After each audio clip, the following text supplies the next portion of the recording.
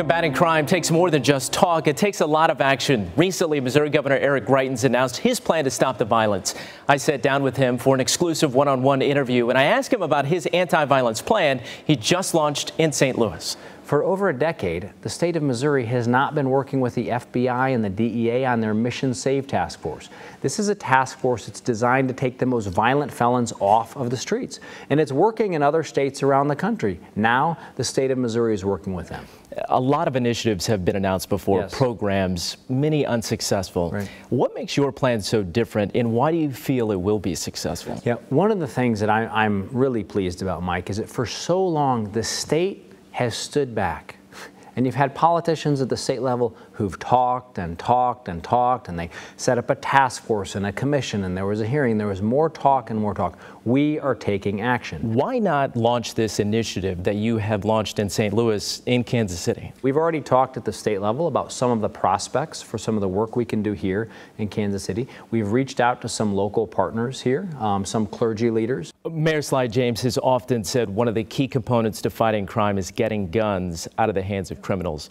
Obviously, I know you're a strong Second Amendment supporter. You ran on that throughout the campaign. Do you feel that there's any common ground between you and the mayor on limiting the access to weapons, guns, to criminals? Yeah, look, Mayor James and I certainly approach the Second Amendment from different angles, but we will find common ground to fight crime here in Kansas City. And we are absolutely both united that we want to take illegal weapons off of the streets. We're absolutely united that violent felons who shouldn't be possessing weapons in the streets of Kansas City. I know just a few weeks ago you announced a prison task force.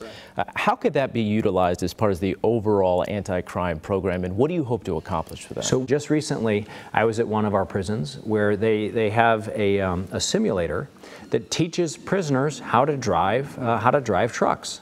And the prisoners are now working in this classroom. They're learning how to drive, and when they leave, they're getting hired. We want to make sure that when someone leaves prison, again, they've got a path to a job. They've got a path to pay their fair share of taxes, that they're able to be good role models for their kids.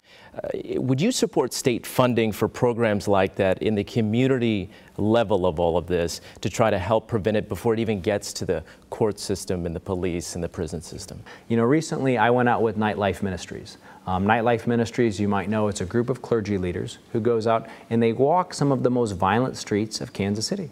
And I went out with them, and I walked the streets of Kansas City with them.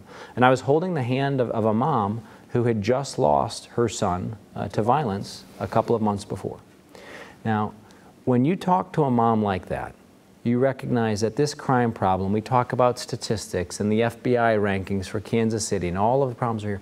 This crime problem is tearing families apart. What do you support at the state level to try to teach the people who live in your communities across the state to do tonight to change this? The first thing I want to let people across the state of Missouri know is that we can do this.